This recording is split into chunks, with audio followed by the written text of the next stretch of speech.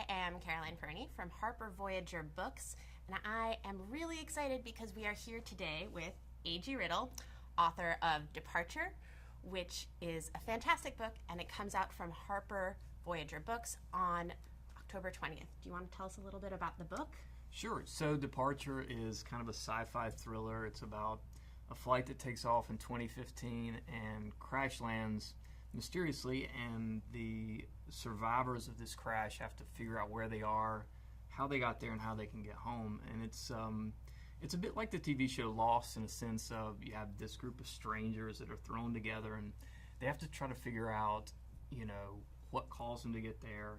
And each of them seems to have a piece of this puzzle that they have to put together while trying to survive and get home. So I think it's a lot of fun. It's a survival story, but it's also a story about these characters and their lives and the choices they've made. So I think it's a lot of fun. It is. It's also a fantastically exciting book. I wouldn't recommend reading it while you're on a plane, but I did it and I still loved it. Yeah, if you're scared of flying, I think this is probably not the one to pick up right before you board a transatlantic flight anyway. But you actually self-published this originally, and we're re-releasing it now, and so many people read and loved the book, and we've got a ton of updated material in this edition right here, which is lovely and gorgeous. Do you want to tell us a little bit about why people should maybe want to give it a second read, or a third, or a fourth? Yeah, absolutely. Well, I think it was nice for me because I wrote Departure in 2014, and then the book came out. It sold, 250,000 copies, a little more. And the great thing is that, every time I release a book, I get so much feedback. So many readers email me. And I think the book has about 3,000 reviews. So, the time between, self-publishing in 2014 and this release has given me a lot of time to reflect on the story and think about, what would I do differently? And to also hear from readers. The suggestions I get after every book are just amazing. And there's something a little gut-wrenching about it. It's like, God, why didn't I think of that? Or why didn't the editor, catch this or that? But, I really think the new version is kind of like remastered. It's the same story essentially, but there's new scenes. In places where people needed a little more information or where they needed a little less, I got to kind of rework those scenes and just really make them the best they could be. And that was pretty cool. There's a completely new chapter, so there are parts of the story that I think it was the Hollywood producers wanted, for me to show things that were happening at the height of the story. So I think there's new content. I think the story that was there is a lot better. And I think for some readers it might be fun just to see what suggestions they had that made it into the final cut. So, yeah. Yeah. Well, that's basically like every author's dream, is to have a second chance at writing your baby. Yeah, definitely. So you have an interesting history. You started out as an entrepreneur, kind of working with a lot of internet-based companies, and now you write sci-fi. Not a journey that a lot of people take. How did you get to that? What drove you to write? What drove you to want to do that and switch careers? Well, I think, for me, I'd run internet startups for about 10 years and had done pretty well at it and had a lot of fun. It was the right career for me. I started my first company while I was in college, and but the thing that I really loved was science fiction and reading. That was where a lot of the joy was in my life. I think we can all relate to that. Yeah, definitely. I got to a point in my life where I just sat down and said, well, what do I really want the next 10 or 20 years to be about, and what I want to spend my time doing? And, reading had brought me so much joy, and I was like, I would love to be that source of inspiration and for other people. So that's what really got me thinking about it. Just because I wanted to be a writer, what I wasn't sure was whether I would be any good at it. So, I wrote my first novel, and that took me 2.5 years of just, writing and learning about writing. And, the part that I loved about internet startups was you walk into work, you have an idea, and then you go create it, right? And that was the creative process and going from an idea to a product really quickly, or as quickly as you can. And the things that I didn't like about it were, running a business and, meetings and things like that.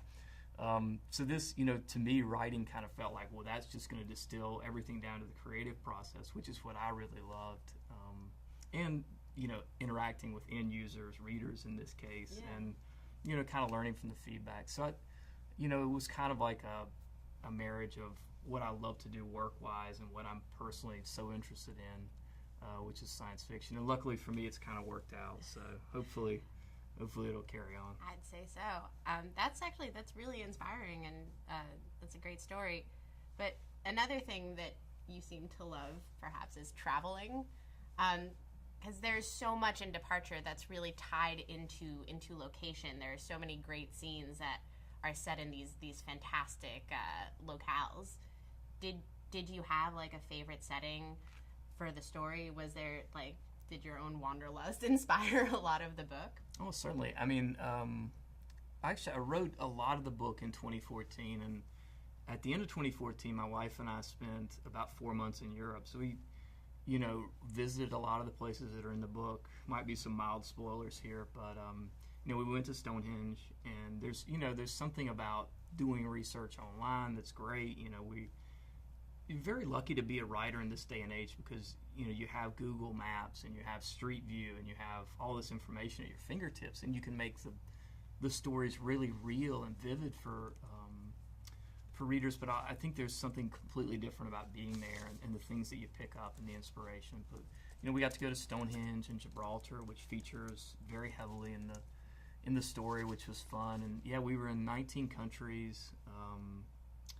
And it was just wild. But it was very cool to see the places in the book. Yeah, I mean, there's a lot of really fantastic settings in there, so without spoilers, I can heartily recommend it. And so you actually already touched on this a little bit, the similarities between Departure and Lost. I mean, that was certainly a bit of an inspiration to you, I'm sure. Do you have any other pop culture inspirations? Oh, yeah. I mean, certainly, Departure is kind of a survival tale. So I think it is a bit like The Martian in the sense of, it's these people that are in this kind of barren wilderness trying to survive, and they have to use their brains and their wits. It's maybe not as lonely as, say, Castaway or Lost, because there's all these people, which presents a lot of problems. But it's like ever since Lost came out, you can't write a plane crash story without the compare. And there's a lot of things that just basically, when I was writing, I was like, God, that's kind of similar. But the thing you run into is, well, after the plane crashes, like the same things always happen. You have this dynamic of characters where someone has to kind of step up and lead, or it's just chaos and you don't have a plot. So, or I guess you could have a plot, but it would just go nowhere. Yeah. But yeah, certainly, The Martian, and to some extent the Hunger Games, this idea of these people in the wilderness trying to survive, and they're kind of pitted against each other. Sure, yeah. I mean, like Lost meets The Martian meets the Hunger Games. That's a pretty good encapsulation of the book. And so actually another thing about Departure that I really loved personally, and I'm sure many of your millions of readers loved, were the far future sort of inventions. I mean, there's a ton of technology that you describe in the book, and it seems so much more realistic than just like, beam me up, Scotty.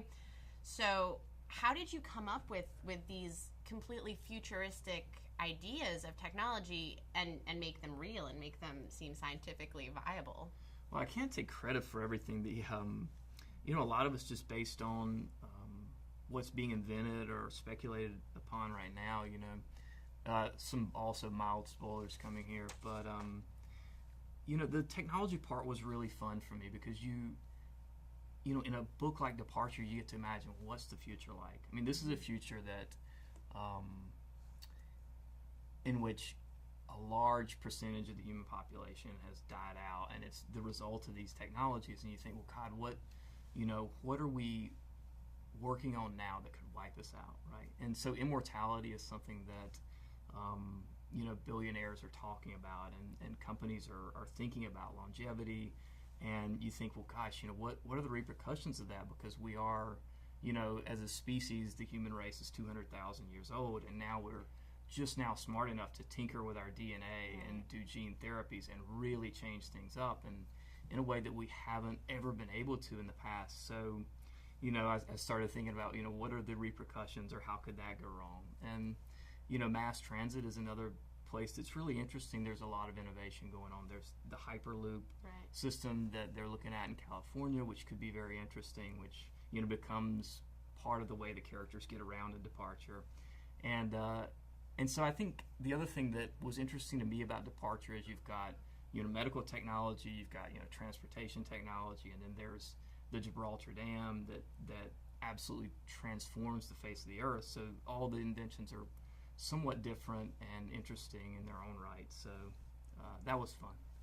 It seems, like all the characters you have coming up with these ideas just all seem so into it, and it just it really got me into the book as a reader.